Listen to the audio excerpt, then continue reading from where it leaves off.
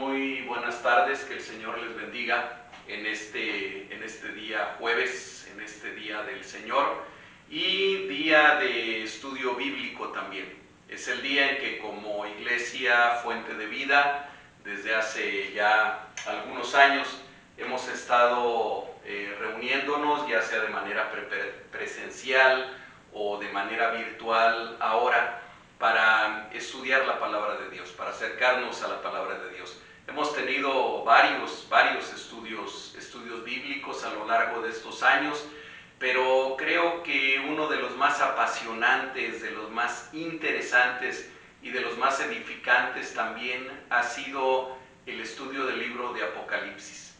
Gracias a Dios porque llevamos ya bastantes semanas, hoy estamos con la semana número 29, la lección número 29 del libro de Apocalipsis. Ya estamos en la fase final del estudio de este libro y es mi esperanza y es mi oración también que a lo largo de estos meses, a lo largo de estas 29 semanas, ustedes hayan logrado aumentar su entendimiento de lo que es este libro, de lo que es esta carta, esta profecía, entregada en el año 95 a Juan de Patmos, quien suponemos que era el apóstol Juan, o Juan el Evangelista, también conocido así, pero no todos los autores están de acuerdo en la autoría de Juan, aunque creo que sí son la mayoría las que coinciden, y algunos, bueno, simplemente lo llaman Juan de Patmos, ya que fue en la isla de Patmos donde él recibe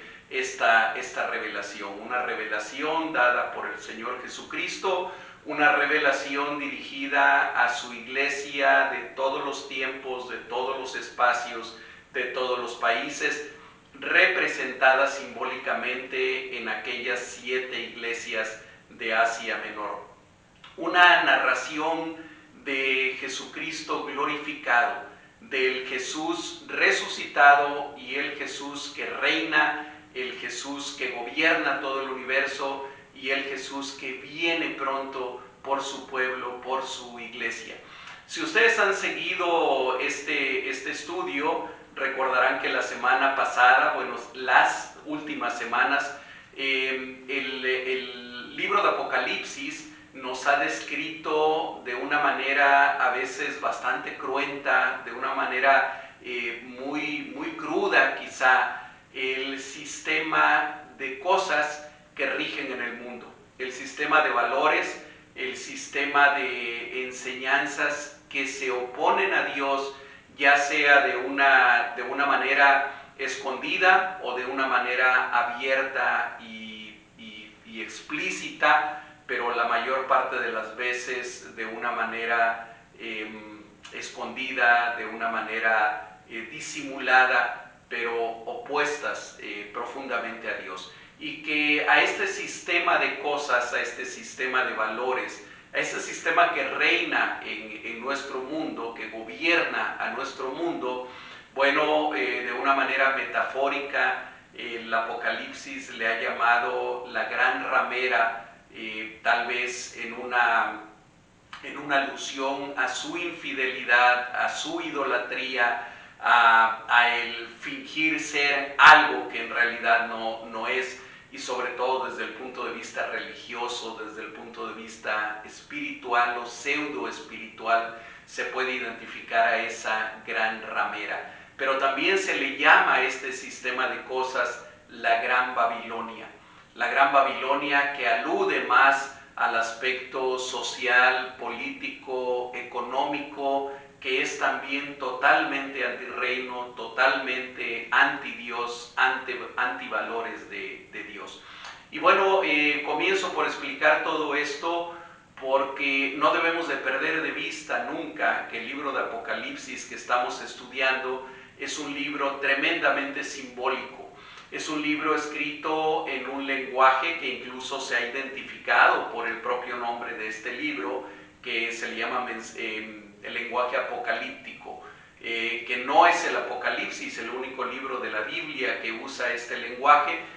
Muchos libros proféticos, principalmente el libro de Ezequiel, el libro de Zacarías, Algunas partes del libro de Jeremías y del libro de Isaías usan prolíficamente el lenguaje llamado apocalíptico o mensaje simbólico, el lenguaje simbólico creo que sería más adecuado. Y en ese lenguaje simbólico es que nosotros tenemos la clave hermenéutica para interpretar adecuadamente el Apocalipsis, para hacer una correcta exégesis del Apocalipsis. Si perdemos esto de vista y queremos tomar un lenguaje simbólico como si fuera un lenguaje literal o una expresión literal, vamos a tener serios problemas para la interpretación del Apocalipsis y vamos a caer a lo mejor en interpretaciones absurdas, en interpretaciones fantasiosas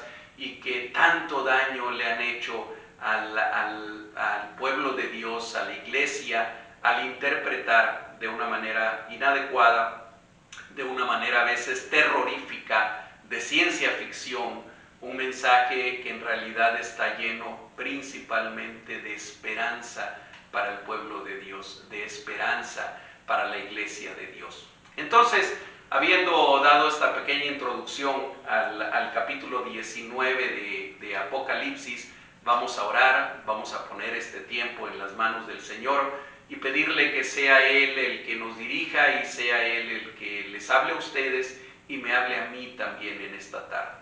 Oremos, por favor. Padre amado, gracias Señor, gracias nuevamente por este tiempo especial, por este tiempo de estudio de tu palabra. Señor, reconocemos nuestra incapacidad, reconocemos nuestra limitación, reconocemos, Señor, nuestra imposibilidad para humanamente poder entender a plenitud y a profundidad esas verdades tuyas que son eternas. Así que, Señor, habiendo reconocido esa incapacidad nuestra, apelamos a tu Santo Espíritu, apelamos a tu misericordia, apelamos a tu bondad, apelamos a tu sabiduría, para que seas tú el que nos hable en esta tarde, el que nos enseñe. Solamente tú eres nuestro Maestro, Señor. Solamente tú eres el que tiene la verdad absoluta y única. Así que ayúdanos, por favor, háblanos, enséñanos, manifiéstanos tu verdad en esta tarde. Nos ponemos en tus manos, en el precioso nombre de Jesucristo, nuestro único Señor y Salvador. Amén. Amén. Si tuviéramos que ponerle un título al capítulo 19 de Apocalipsis, tal vez existen varios probables, pero permítanme proponer esto. Podríamos ponerle la gran fiesta de bodas. La gran fiesta de bodas es seguramente un título posible para este capítulo 19 de Apocalipsis. Es un capítulo que nos va a hablar de las bodas del Cordero y que lo va a hacer en tres partes, que es el bosquejo que yo voy a utilizar para el estudio del capítulo 19. Una primera parte a la cual le podemos llamar la presentación de la novia. Ya que estamos hablando de bodas, es la presentación de la novia. Y esto va del versículo 1 al versículo 8 de este capítulo 19. Una segunda parte a la cual le podemos llamar en sí las cenas de la boda, que son los versículos 9 y 10. Y una tercera parte a la cual le hemos puesto la presentación del novio o la introducción del novio, y que ocuparía la mayor parte del capítulo, de los versículos 11 al 21. Yo espero que en este día, que en esta clase, nosotros podamos abarcar las dos primeras partes de este capítulo, es decir, el plan es estudiar hoy de los versículos 1 al 10, es decir, los dos primeros apartados, la presentación de la novia y la cena de bodas del Cordero. Y dejaremos para la siguiente semana la tercera parte del capítulo 19, de los versículos 11 al 21. Así que comencemos con este estudio. Apocalipsis 19, permítanme leer los primeros versículos 1 y 2, Dice así: después de esto oí una gran voz de gran multitud en el cielo que decía: aleluya, salvación y honra y gloria y poder son al Señor Dios nuestro, porque sus juicios son verdaderos y justos, pues ha juzgado a la gran ramera que ha corrompido a la tierra con su fornicación y ha vengado la sangre de sus siervos de la mano de ella. Fíjense que todo he leído solamente los 2 primeros versículos, pero refiriéndome a toda esta primera parte, del versículo 1 al versículo 8, podemos decir que es una ampliación de lo que ya nos narró Juan en el capítulo 11, de los versículos 15 al 19. Otra pauta también para el estudio de Apocalipsis, recuérdenlo, es que muchas veces algo que ya se narró en una parte del libro se nos vuelve a narrar de una manera diferente o de una manera ampliada en otra parte del libro. Y en este caso hay un muy notorio paralelismo entre este texto que va de 19:1 al 8 y el que ya estudiamos en capítulo 11, versículos 15 al 19. Solamente para recordar un poco ese pasaje que ya estudiamos, en capítulo 11, versículos 15 al 19, se nos habla del sonar de la tercera trompeta y comienza diciendo así. Voy a leer algunos versículos. Estoy ahora en Apocalipsis 11, versículo 15. El séptimo ángel tocó la trompeta y hubo grandes voces en el cielo que decían: los reinos del mundo han venido a ser de nuestro Señor y de su Cristo, y Él reinará por los siglos de los siglos. Y los 24 ancianos que estaban sentados delante de Dios en sus tronos se postraron sobre sus rostros y adoraron a Dios, diciendo: te damos gracias, Señor Dios Todopoderoso, el que eres y que eras y que has de venir, porque has tomado tu gran poder y has reinado. Solamente leo esos versículos para comentarles que esta sección que estamos estudiando ahora es una especie de ampliación de este pasaje al que me acabo de referir ahora. ¿Y de qué habla? Bueno, nos habla de la segunda venida de Cristo, nos habla del evento final o de los eventos finales de la historia que van a concluir con la segunda venida de Cristo, que es para recoger a su pueblo, para recoger a su iglesia, traerla consigo mismo, pero también para juzgar la maldad en el mundo, para traer el juicio definitivo, el juicio final sobre el sistema corrupto de valores que reina actualmente en nuestro mundo, para establecer cielos nuevos y tierra nueva. Y de una manera metafórica, el Apocalipsis usa una parábola, una metáfora relacionada con las bodas, con el casamiento, con la fiesta de bodas. Y en estas bodas, la iglesia, el pueblo de Dios, es la novia, es la esposa, y el Señor Jesucristo es el novio, es el esposo. En estos primeros 8 versículos de Apocalipsis 19 vamos a ver cómo la novia es presentada, es introducida a través de 5 cantos, a través de 5 cantos que son cantos de alabanza a Dios, que son aleluyas a Dios. Y bueno, si nosotros nos ubicamos un poco en las bodas en nuestro mundo occidental, en las bodas en nuestro tiempo, incluso en el siglo XXI, ustedes estarán de acuerdo conmigo en que la novia generalmente es el personaje central en una boda, ¿verdad? El novio es importante, desde luego, es el que se va a casar, pero todos los ojos están puestos sobre la novia.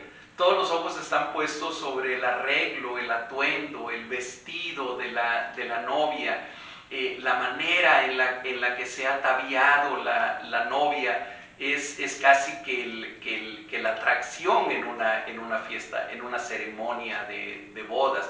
Incluso cuando estamos en la iglesia para la celebración de una boda, la boda comienza con una marcha solemne que se conoce como marcha nupcial, y la primera persona que entra en el templo, en el lugar donde se va a celebrar la boda, no necesariamente templo, puede celebrarse en algún otro lugar, pero la primera persona que entra siempre es la novia, habitualmente acompañada de su papá o acompañada de algún otro familiar significativo para ella, y todas las miradas están sobre ella. Es más, los familiares más cercanos habitualmente tratamos de sentarnos en una banca pegado al pasillo, o en una silla, en un asiento pegados al pasillo, para poder ver a la novia como viene entrando. Bueno, eso nos ayuda a entender metafóricamente. No es que la iglesia sea literalmente una novia en ese sentido, pero la Escritura lo usa como una metáfora para irla presentando.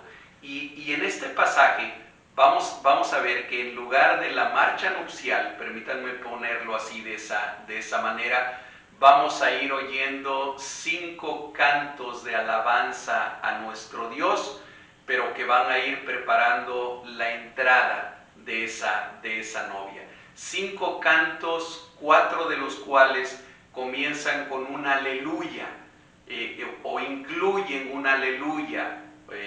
Uno de ellos no incluye la palabra aleluya, pero sí el alabemos al Señor.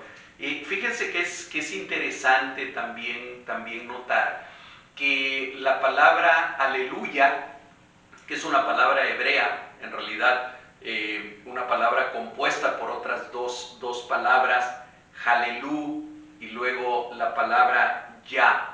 Ustedes recordarán que la palabra ya, Y-A-H, transliterada al castellano, equivale a Jehová, o es una de las formas de dirigirnos a Jehová, o Yahvé, o Yahweh, dependiendo de la forma de pronunciación que hayamos escogido.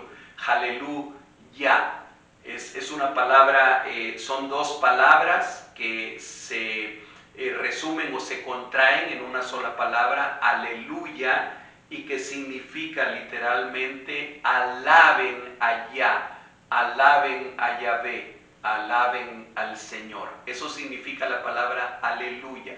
Alaben es una exhortación, como cuando le dices a alguien más, cuando te estás dirigiendo a otras personas y les dices: ustedes alaben a Jehová, alaben a Yahweh, alaben al Señor. Es una expresión de suprema alabanza.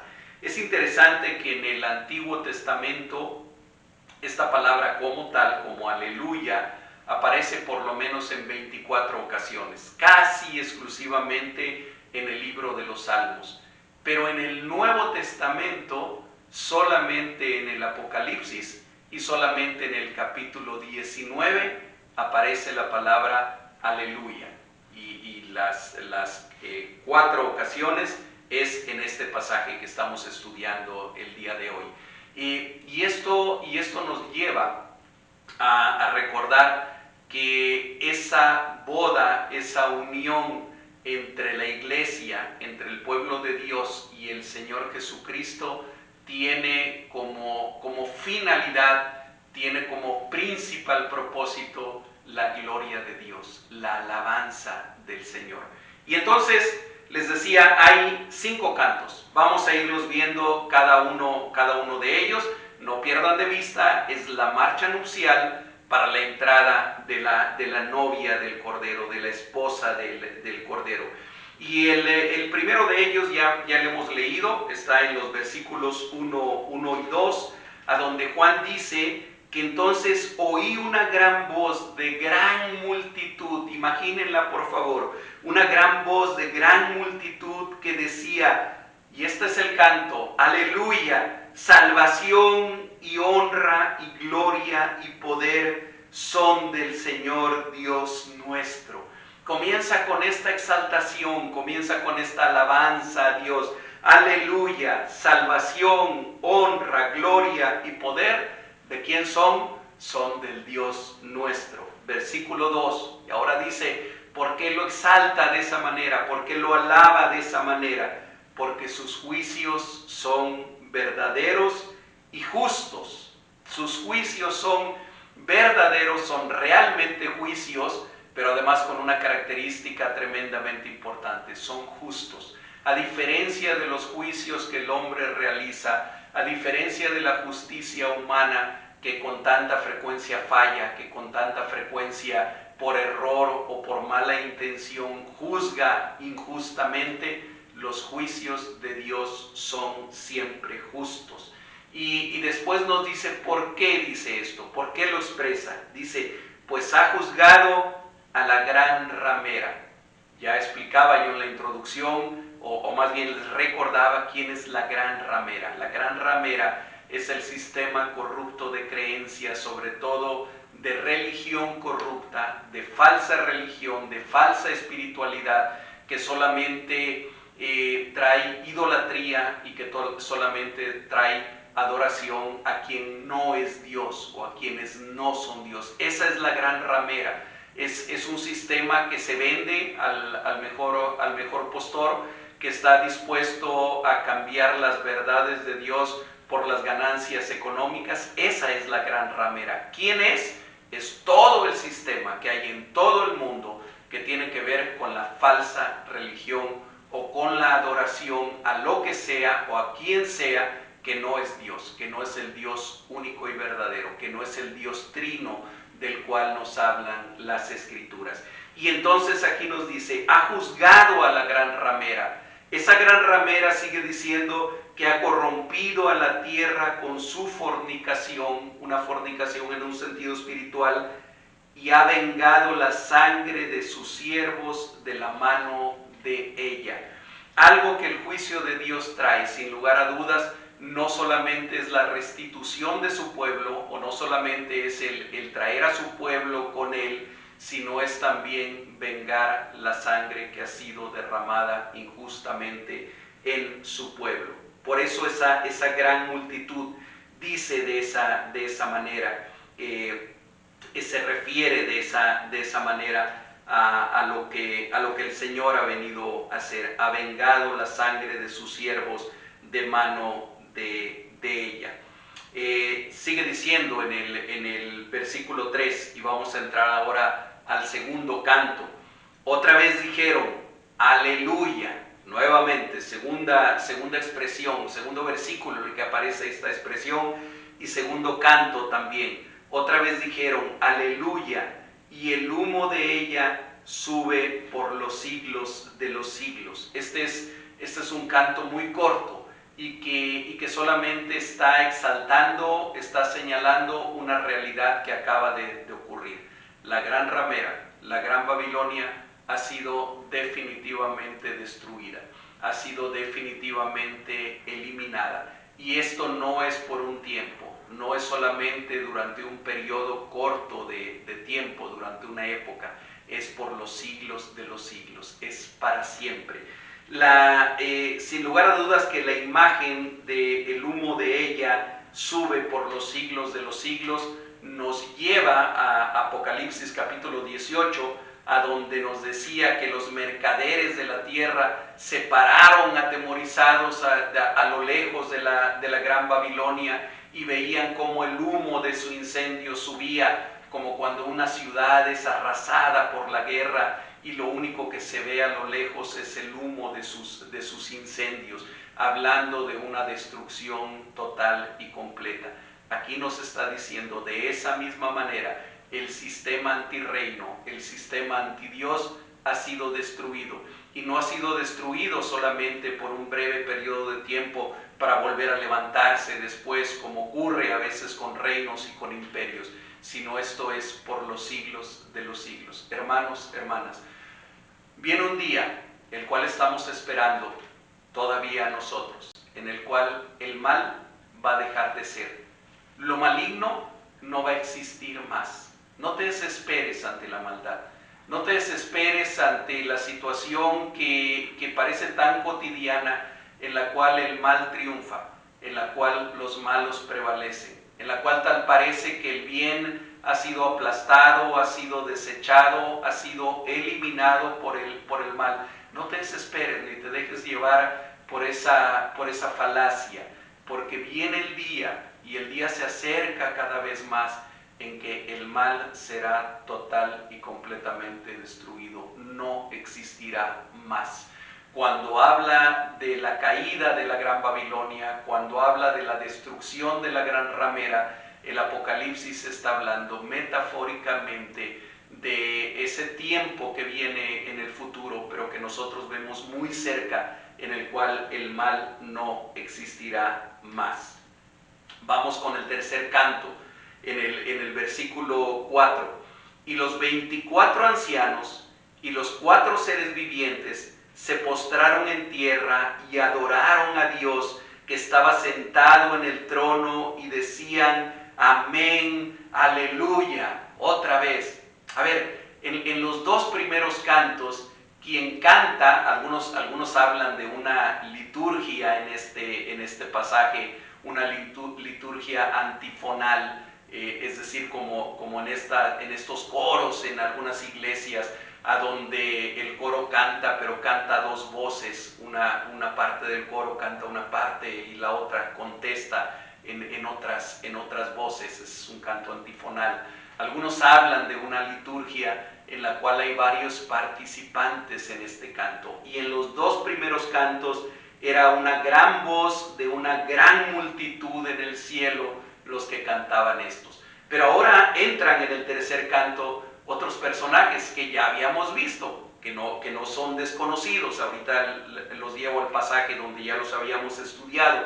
Los 24 ancianos y los 4 seres vivientes. Dice, se postraron en tierra y adoraron a Dios que estaba sentado en el trono y decían: amén, aleluya.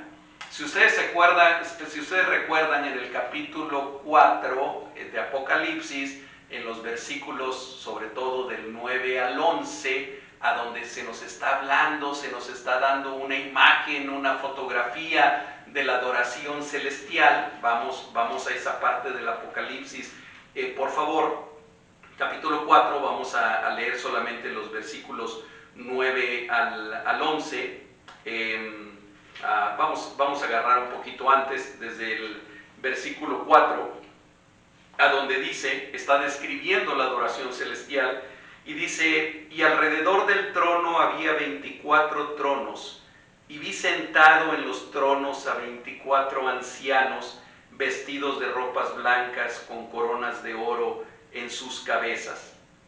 Y más adelante, en el versículo 6, y delante del trono había como un mar de vidrio semejante al cristal, y junto al trono y alrededor del trono 4 seres vivientes llenos de ojos delante y detrás. Me salto al versículo 8. Y los 4 seres vivientes tenían cada uno 6 alas, y alrededor y por dentro estaban llenos de ojos, y no cesaban día y noche de decir: santo, santo, santo es el Dios Todopoderoso, el que era, el que es y el que ha de venir. Y siempre que aquellos seres vivientes dan gloria y honra y acción de gracias al que está sentado en el trono, al que vive por los siglos de los siglos, los 24 ancianos se postran delante del que está sentado en el trono y adoran al que vive por los siglos de los siglos, y echan sus coronas delante del trono diciendo: Señor, digno eres de recibir la gloria y la honra y el poder, porque tú creaste todas las cosas y por tu voluntad existen y fueron creadas. Hermano, si a ti no se te pone la piel de gallina cuando lees esto, si tú no sientes la misma presencia de Dios cuando leemos estas palabras, a lo mejor algo está pasando en tu vida. Pero esta es una exaltación a nuestro Dios. Este es un ejemplo de cómo deberíamos nosotros de adorar a Dios en espíritu y en verdad. Bueno, esos 4 seres vivientes, solamente para hacer un recordatorio, representan a toda la creación, a toda la naturaleza, y aquellos 24 ancianos representan al pueblo de Dios. 24 porque basados en las 12 tribus de Israel y en los 12 apóstoles, ahora visto como un solo pueblo, ya no como dos pueblos diferentes. Eso representa a los 24 ancianos sentados en aquellos 24 tronos. Y aquí Apocalipsis nos dice, en esta marcha nupcial, en esta serie de cantos, en esta serie de aleluyas, nos dice que los 24 ancianos y los 4 seres vivientes se postraron en tierra y adoraron a Dios que estaba sentado en el trono y decían simplemente amén, aleluya. Exclamaciones que muchas veces nosotros usamos también en nuestras liturgias cristianas. Entonces, ese es el tercer canto, y este fue ahora dado por los 24 ancianos y los 4 seres vivientes. Versículo 5, y salió del trono una voz que decía, alabad a nuestro Dios, todos sus siervos, y los que le teméis, así pequeños como grandes. Ahora ya no es la voz de la gran multitud, una gran voz de una gran multitud. Tampoco son los 24 ancianos y los 4 seres vivientes. Ahora es una voz que salió del trono. No es la primera vez que Juan nos menciona esta voz. Algunos han dicho es la voz del mismo Señor Jesucristo. Algunos han dicho es la voz del mismo Dios, animando a su pueblo a adorarlo, sabiendo que al hacerlo ese pueblo recibe consolación, ese pueblo recibe bendición, ese pueblo recibe poder cuando lo adora. Lo que leemos en el texto es que es una voz que sale del trono y que nos anima a alabar a Dios. Alabad a nuestro Dios todos sus siervos y los que le teméis, así pequeños como grandes. Fíjense que esto cómo resuena y cómo nos recuerda al Salmo 113. Tal vez ustedes lo conozcan, tal vez ustedes lo recuerden, incluso lo cantamos muchas veces. Existe un canto muy conocido del Salmo 113. Déjenme por favor leer los primeros versículos, porque este pasaje de Apocalipsis 19 recuerda sin lugar a dudas el Salmo 113 cuando dice: alabad siervos de Jehová, alabad el nombre de Jehová, sea el nombre de Jehová bendito desde ahora y para siempre. Desde el nacimiento del sol hasta donde se pone, sea alabado el nombre de Jehová. Excelso sobre todas las naciones es Jehová, sobre los cielos su gloria. ¿Quién como Jehová nuestro Dios, que se sienta en las alturas, que se humilla a mirar el cielo, en el cielo y en la tierra? Y sigue hablando del Señor, este Salmo 113, de su alabanza, de su adoración. Y aquí encontramos esta voz que sale del trono, nuevamente exaltando al Señor de esta manera. Versículo, llevamos ahí cuatro himnos, cuatro cantos, 3 de ellos con aleluyas, de la voz que sale del trono simplemente diciendo alabad a nuestro Dios. Versículo 6, y oí como la voz de una gran multitud. Otra vez, entra nuevamente esa parte del coro que es esa gran multitud. ¿Quién creen ustedes que sea esa gran multitud? Todos sus redimidos, los 144,000 que representan a la multitud de multitudes. No es un número literal, es un número simbólico, otra vez, que representan a la multitud de multitudes de redimidos, de aquellos que forman el pueblo de Dios, de aquellos que forman la iglesia de Dios. Ahora ya no esa iglesia militante que está aquí en la tierra luchando y batallando todos los días contra el pecado, contra la maldad, contra su propia carne, contra su propio pecado. Ya no esa, sino la iglesia redimida, la iglesia glorificada, la iglesia que ya no tiene necesidad de luchar porque ya está con su Señor, porque ya está con su Maestro, porque ya está con su esposo. Y entonces dice Juan, oí como la voz de una gran multitud, pero acá nos las describe todavía de una manera más dramática, más impresionante, toma unas palabras del libro de Ezequiel, toma palabras de Ezequiel 1:24 y dice aquí Juan: la voz de una gran multitud como el estruendo de muchas aguas. Así era la voz aquella que alababa al Señor, como el estruendo de muchas aguas y como la voz de grandes truenos. No está haciendo otra cosa Juan más que tratar de explicarnos y tratar de darnos a entender y que nosotros sintamos cómo era aquella voz, cómo era aquel clamor, cómo era aquella multitud. Y hermanos, esto debería de movernos a reflexionar en nuestra adoración personal a Dios. Es así tu adoración a Dios, es llena de ese sentimiento, de esa pasión, de esa profundidad, de ese deseo profundo de exaltar su nombre y de adorarlo a Él. O cuando estás en la iglesia cantando, solamente mueves apenitas tus labios, lo más despacito para que no te vayan a oír que no tienes buena voz, para que no te vayan a confundir con algún fanático religioso. Generalmente muy quietecito, ¿verdad? Muy firme y sin moverte. ¿Es así tu adoración?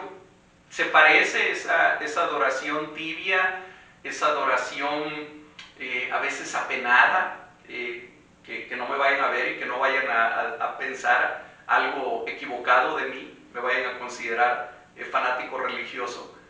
O cuando adoras a Dios lo haces con todo tu corazón. Y yo no digo, porque además quienes me conocen saben que soy reformado, yo no digo que tengamos que danzar o brincar o hacer espectáculo en la iglesia. No creo que sea eso.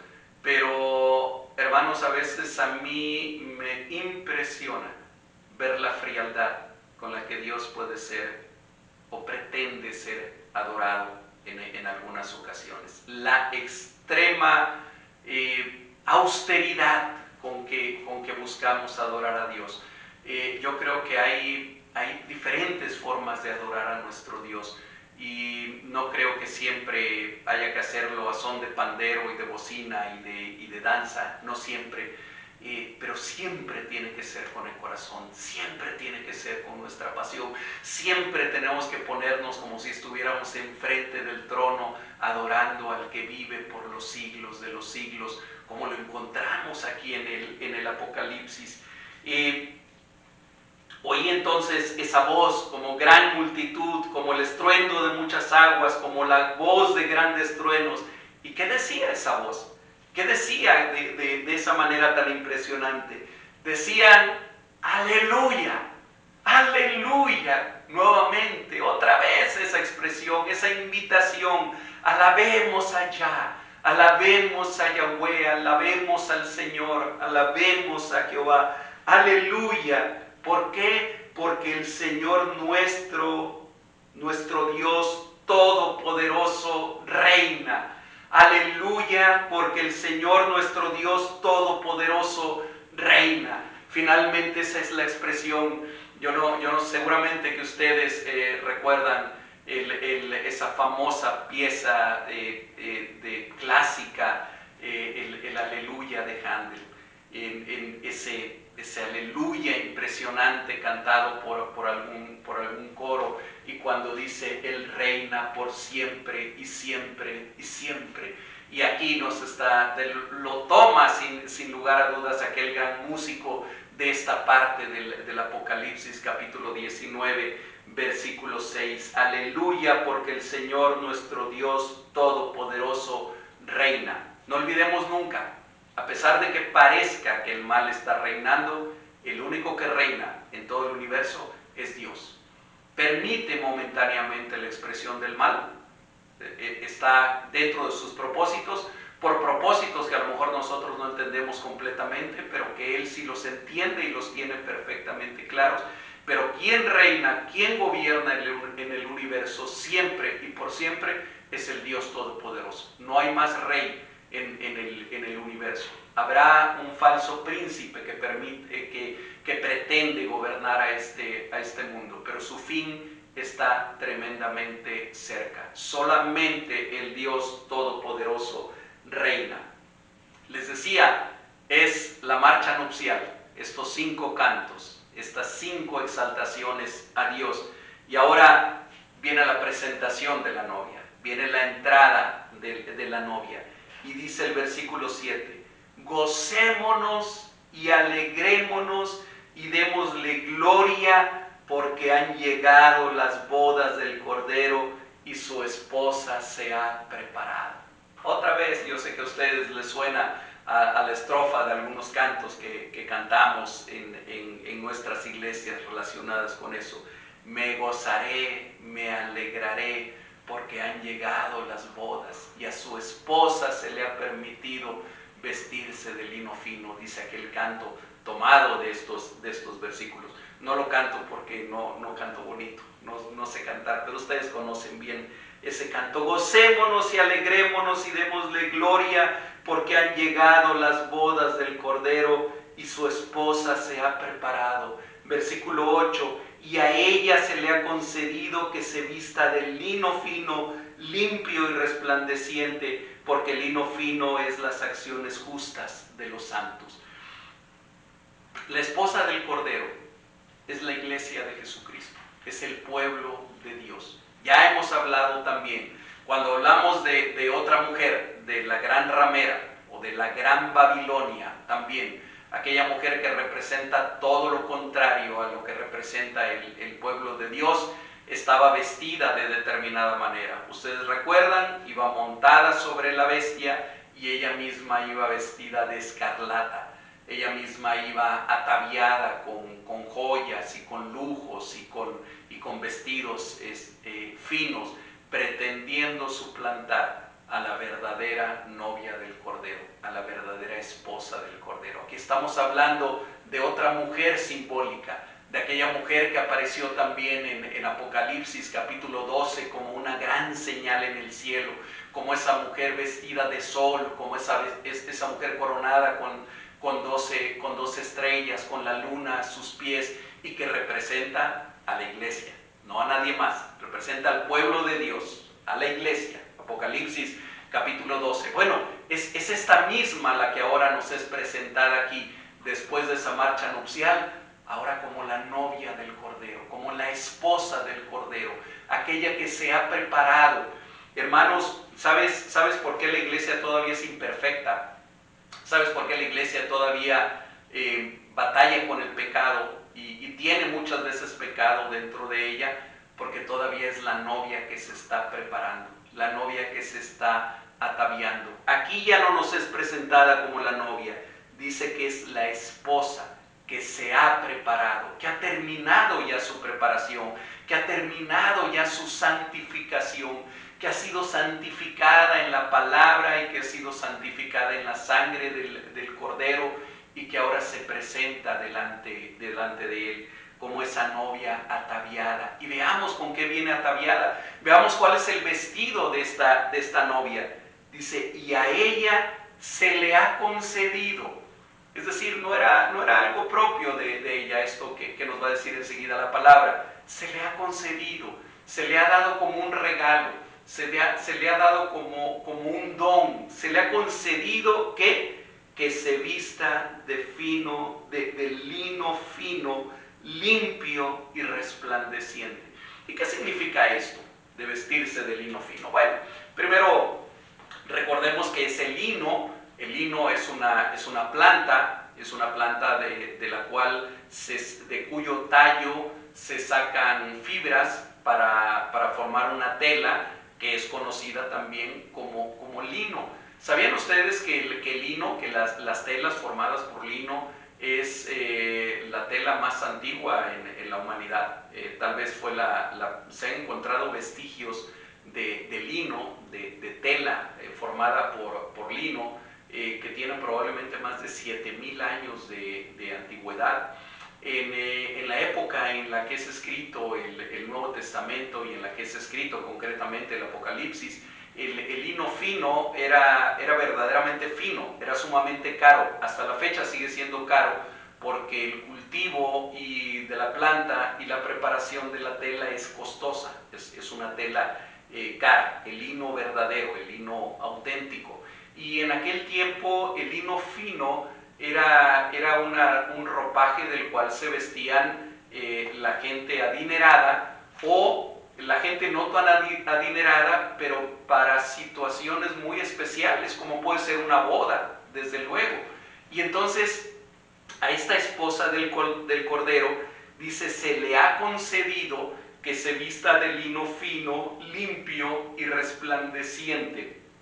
Y bendito sea Dios, porque el mismo versículo 8 nos da la interpretación de a qué se refiere el lino fino, que en otras partes de la Escritura lo encontramos solamente en un sentido simbólico. Pero aquí nos dice, porque el lino fino es las acciones justas de los santos. En otra traducción, en otras versiones, dice que son las obras buenas, las obras bondadosas de su iglesia. Entonces, fíjense qué importantes son las obras dentro de la iglesia.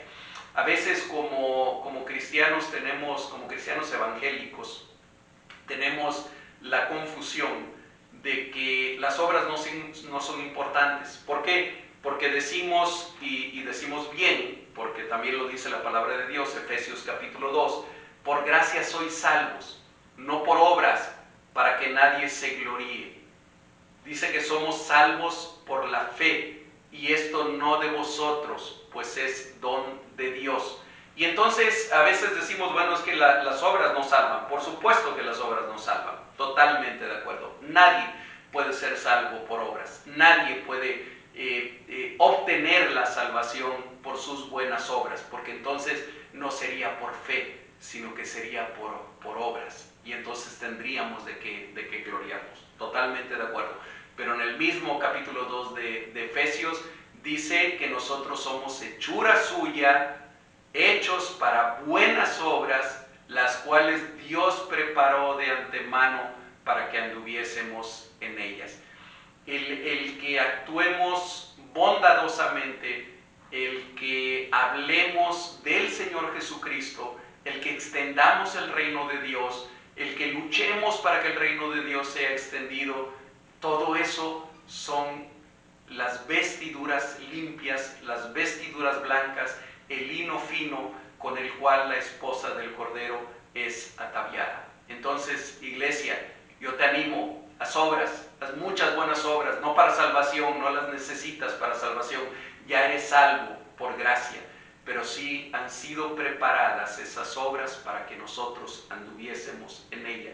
Y se le ha concedido como una gracia a la esposa del Cordero el vestirse de esas buenas obras. Bien, y aquí entonces ya entró la novia, ya fue presentada la novia del Cordero. Vamos a los versículos 9 y 10, es la segunda parte, y hasta aquí nos vamos a quedar, donde habla de la cena de las bodas del Cordero.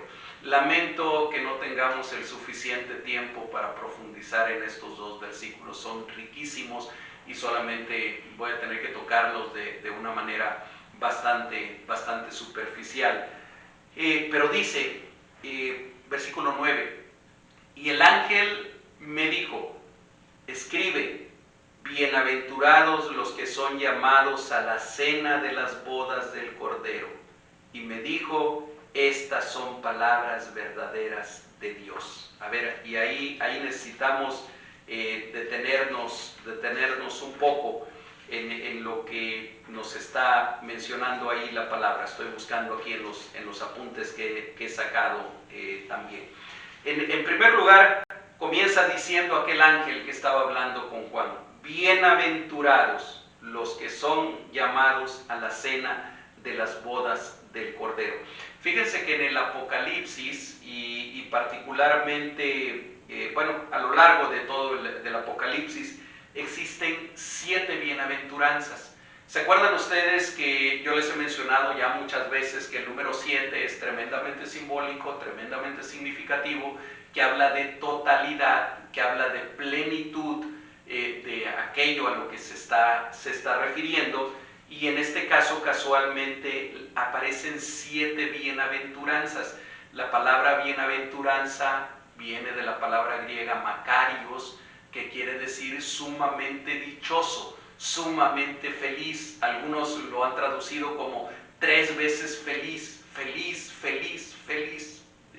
Creo que una manera más fácil de expresarlo es sumamente feliz, sumamente dichoso. ¿Quiénes son bienaventurados? Bueno, de acuerdo con Apocalipsis, Apocalipsis capítulo 1, versículo 3, Apocalipsis capítulo 14, versículo 13, capítulo 16, verso 15, capítulo 19, verso 9, que es el que estamos estudiando, capítulo 20, verso 6, capítulo 22, verso 7 y capítulo 22, verso 14, nos va diciendo diferentes personas que son bienaventuradas de acuerdo con este libro. El primero de ellos, no los voy a mencionar todos, les decía, no tengo el tiempo para profundizar en esto, pero la primera de ellas en Apocalipsis 1:3 dicen: bienaventurados los que escuchan y los que leen esta profecía. Dejen ir solamente a ese pasaje. Apocalipsis 1:3, perdón. Bienaventurado el que lee y los que oyen las palabras de esta profecía y guardan las cosas en ella escritas, porque el tiempo está cerca. Bienaventurado el que lee y los que oyen las palabras de esta profecía. Siguen otras 6 más. Esta en la que estamos nosotros es la cuarta que aparece en el libro de Apocalipsis, y dice aquel ángel: aquí a quienes llama bienaventurados, a los que son llamados a la cena de las bodas del Cordero. El Señor Jesucristo cuenta una parábola que tiene que ver con el reino de Dios y que tiene que ver con bodas. Vamos a leer solamente unos versículos y vamos a Mateo, por favor. Mateo capítulo 22, el Evangelio según San Mateo, capítulo 22, vamos a leer solamente algunos versículos. Dice Mateo 22, versículo 1: respondiendo Jesús les volvió a hablar en parábolas diciendo: el reino de los cielos es semejante a un rey que hizo fiestas de boda a su hijo. Versículo 3: y envió a sus siervos a llamar a los convidados a las bodas, mas estos no quisieron venir. Me salto al versículo 8. Entonces dijo a sus siervos: las bodas a la verdad están preparadas, mas los que fueron convidados no eran dignos. Id pues a las salidas de los caminos y llamad a las bodas a cuantos halléis. Y saliendo los siervos por los caminos, juntaron a todos los que hallaron, juntamente malos y buenos, y las bodas fueron llenas de convidados. Hay una gran enseñanza en esa parábola del Señor Jesucristo.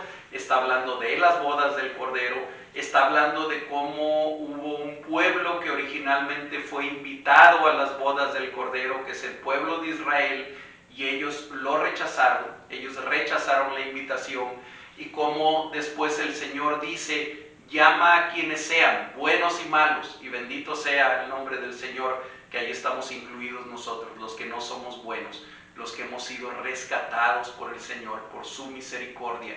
Y dice entonces: ellos son llamados ahora a las bodas del Cordero, a las bodas en esta parábola del Señor Jesucristo de Mateo 22, pero que está representando simbólicamente a estas bodas de las cuales ahora nos habla Apocalipsis capítulo 19. Bienaventurados los que son llamados a la cena de las bodas del Cordero. Y yo te preguntaría, amigo, hermano, ¿has sido invitado ya a las bodas del Cordero? ¿Has sido llamado a esas bodas? Si Jesucristo está en tu corazón, si Jesucristo es tu Señor, si tú has sido salvado por gracia y lavado en la sangre de Jesucristo por su gracia, entonces tú has sido llamado a estas bodas. Tú has sido llamado a esta reunión, a esta gran reunión que va a haber un día entre el Señor Jesucristo, el esposo, y la iglesia, su esposa, si tú eres parte de ella. Hay una simbología aquí también que tiene que ver con la celebración de lo que nosotros conocemos como el sacramento de la Santa Cena, o la comunión, o la Eucaristía. Está bien dicho, yo sé que a muchos les suena a una palabra muy de la Iglesia Católica Romana, sin embargo la palabra Eucaristía está bien dicha, es una acción de gracias, es un darle gracias a Dios por su sacrificio, por el sacrificio de su Hijo. Pero bien, nosotros lo conocemos más como Santa Cena, o la mesa del Señor, o la cena del Señor, o la comunión también. Y aquí hay una alusión también a esto. Cuando el Señor Jesucristo establece en aquella última cena la celebración de la Santa Cena, y le dice a sus discípulos: tomen, coman, esto es mi cuerpo que por vosotros es partido. Y después les pasa una copa con vino y les dice: esta es la sangre del nuevo pacto que por ustedes es derramada. Y les dice: sigan haciendo esto en memoria de mí. Si vamos rápidamente a 1 Corintios capítulo 11, creo que vale la pena recordar estos versículos. 1 Corintios 11, estaba yo en Romanos, es un poquito más adelante, en lo que conocemos como la institución de la Cena del Señor. Y dice la palabra, es Pablo el que le está escribiendo a la iglesia en Corinto, y les dice: porque yo recibí del Señor lo que también os he enseñado, que el Señor Jesús, la noche que fue entregado, tomó pan, y habiendo dado gracias, y de ahí la palabra Eucaristía, lo partió y dijo: tomad, comed, esto es mi cuerpo que por vosotros es partido, haced esto en memoria de mí. Asimismo tomó también la copa después de haber cenado, diciendo: esta copa es el nuevo pacto en mi sangre, haced esto todas las veces que la bebiereis en memoria de mí. Así pues, todas las veces que comiereis este pan y bebiereis esta copa, la muerte del Señor anunciáis hasta que Él venga. Cada vez que celebramos la Santa Cena, estamos anunciando no solamente la muerte sacrificial de Jesucristo en la cruz del Calvario, estamos anunciando que nosotros somos parte del mismo, y estamos anunciando que Él viene. La celebración de la Santa Cena, en alguna manera, de alguna forma simbólica, nos recuerda esta cena de la que está hablando el Apocalipsis, la cena de las bodas del Cordero, la cena definitiva. Allá, cuando estemos con el Señor, ya no celebraremos más la Santa Cena, ya no será necesario, porque estaremos con el mismo Cordero, estaremos como iglesia desposándonos con el Cordero. Pero bien, habría mucho más que hablar relacionado con esto. Y me dijo: estas son palabras verdaderas de Dios. Y luego viene el versículo 10, del cual hay muchísimo que hablar también, pero lo voy a hacer muy brevemente. Yo me postré a sus pies para adorarle, y él me dijo: mira, no lo hagas. Yo soy consiervo tuyo y de tus hermanos que retienen el testimonio de Jesús. Adora a Dios, porque el testimonio de Jesús es el espíritu de la profecía. Y aquí nos encontramos un pasaje con varios retos interpretativos. El primero de ellos, dice Juan, después de que le dice el ángel esto, es tan profundo lo que le dice, es tan importante, es tan excelso para él, que Juan no tiene otra cosa más que postrarse a los pies de aquel ángel. Se postra a sus pies después de que le dice: bienaventurados los que son llamados a la cena de las bodas del Cordero. Entonces Juan se postra a los pies del ángel, dice: me postré a sus pies para adorarle. Y aquí viene el primer reto interpretativo. ¿Qué hace Juan? ¿Qué está haciendo? A ver, estamos hablando de un siervo de Dios, probablemente uno de los 12 apóstoles, si es que es Juan el evangelista, si es que es el mismo, y si no, si es otro Juan de Patmos. De todas maneras era un siervo de Dios, aparentemente pastor en la iglesia de Éfeso, líder dentro de la iglesia, y él cometiendo un acto de idolatría, postrándose a adorar a un ángel, porque aquí dice: claramente me postré a sus pies para adorarle. Ese es el primer reto interpretativo. El segundo es la respuesta del ángel.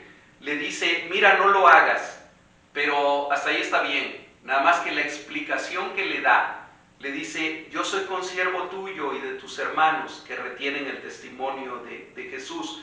Yo esperaría que el ángel hubiera dicho lo mismo que dijo el Señor Jesucristo cuando Satanás se le apareció en el desierto, se le presentó en el desierto, en Mateo capítulo 4, y le dice, mira, todo esto te daré si postrado me adorares. Y la respuesta del Señor Jesucristo es, no, porque escrito está, solamente a tu Dios adorarás y solamente a Él servirás. Está mencionando el Señor Jesucristo, Deuteronomio capítulo 6, versículo 13.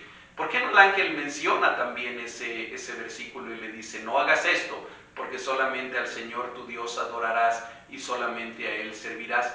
O mejor todavía, ¿por qué no referirse a Éxodo capítulo 20, versículo 3, a donde el Señor dice, yo soy Jehová tu Dios, no servirás a dioses ajenos, no tendrás dioses ajenos delante de ti, no te harás imagen ni ninguna semejanza de lo que está arriba en los cielos, abajo en la tierra o debajo de la tierra, no te harás estatuas, no te inclinarás a ellas ni las adorarás.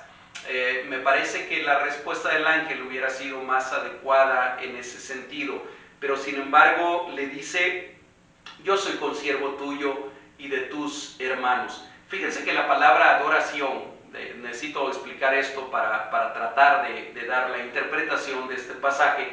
La palabra adoración en griego es proskuneo, y la palabra proskuneo en griego no se usa solamente para arrodillarse o postrarse a adorar a alguien.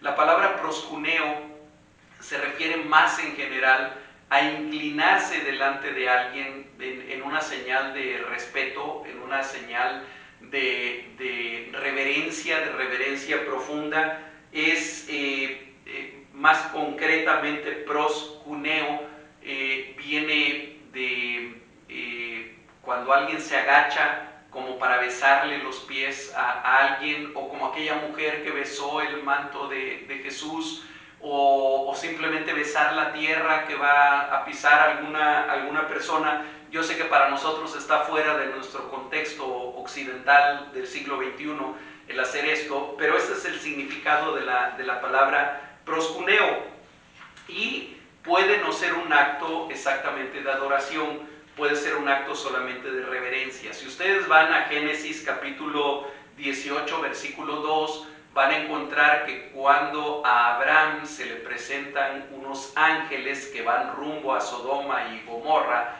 para traer juicio sobre de ellos, Abraham se postra delante de ellos. Un poquito más adelante, en Génesis 19, versículo 1, cuando aquellos mismos ángeles llegan a la tierra de Sodoma y Lot sale a recibirlo, se postra también delante de ellos. En otras partes, como Génesis 23, 7, lo encontramos. En Mateo 18, 26, encontramos ese mismo acto de postrarse delante del Señor o del amo o del jefe en una actitud de reverencia. En el mismo Apocalipsis capítulo 3 versículo 9, en el mensaje a la iglesia, a la Odisea, el Señor le dice, perdón, otra vez me fui más para atrás, ya estaba yo en primera de Juan. Apocalipsis capítulo 3 versículo 9, es el mensaje a Filadelfia. Dice, he aquí yo entrego de la sinagoga de Satanás a los que se dicen ser judíos y no lo son, sino que mienten. He aquí yo haré que vengan y se postren a tus pies y reconozcan que yo te he amado. Aquí el Señor no le está diciendo a la iglesia de Filadelfia que aquellos que se dicen judíos van a venir y van a adorarlos a ellos. cuando le dice y se postren a tus pies, se usa la palabra proscuneo, en una acción de reconocimiento de que aquella iglesia de Filadelfia eran verdaderos siervos de Dios, verdaderos hijos de Dios.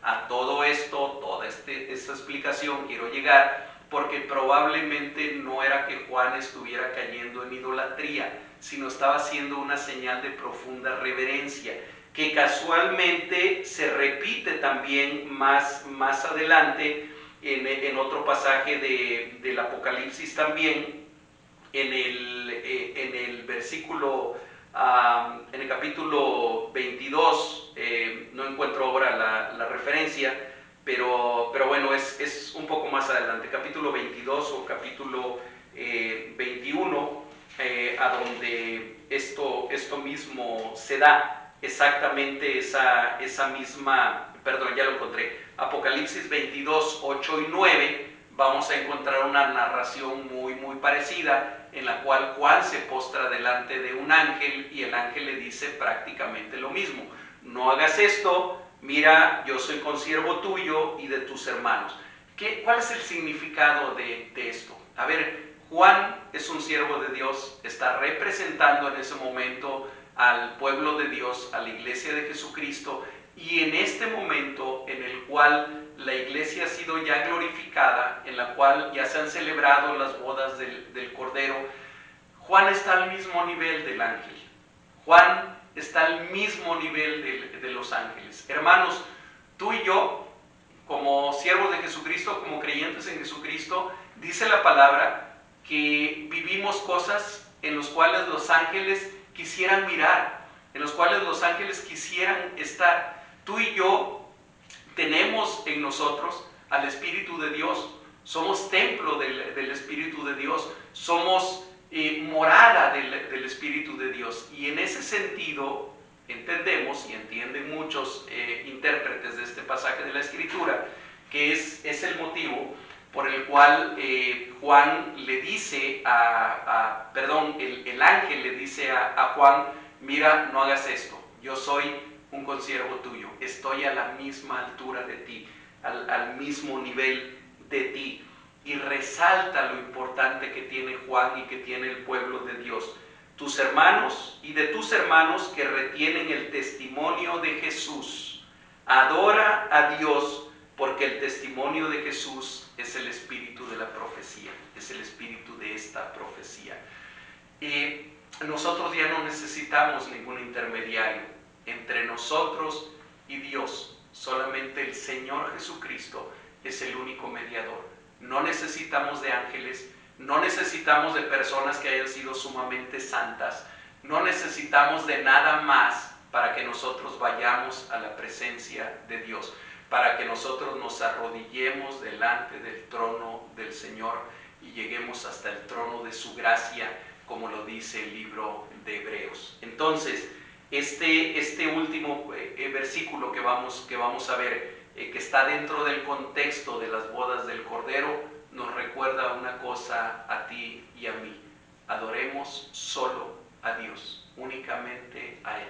No hay ningún ser humano, por muy bueno que haya sido, o por muy bueno que pretenda ser, o por muy bueno que sea en realidad, humanamente hablando, que amerite que nosotros lo adoremos o que nosotros nos postremos delante de Él. Adoremos a Dios y adorémoslo de la manera en que acabamos de estudiar en el Apocalipsis, que debe de ser adorado, que Él quiere ser adorado. Bendito sea el Señor, porque nosotros hemos sido llamados a las bodas del Cordero. ¿Cuándo se celebrarán esas bodas? Cuando el Señor Jesucristo venga. ¿Cuándo viene el Señor Jesucristo? En cualquier momento, tal vez hoy en la noche, tal vez mañana, o tal vez dentro de cientos de años. No lo sabemos. Del día y de la hora nadie sabe, dijo el Señor Jesucristo. Ni siquiera los ángeles saben. Está en la sola potestad del Padre. Pero sí sabemos algo tú y yo: Él viene, y viene pronto. Que el Señor te bendiga. Nos vemos la próxima semana, si el Señor lo permite, para seguir estudiando este capítulo 19 de Apocalipsis, ahora en su segunda parte. Que Dios te bendiga.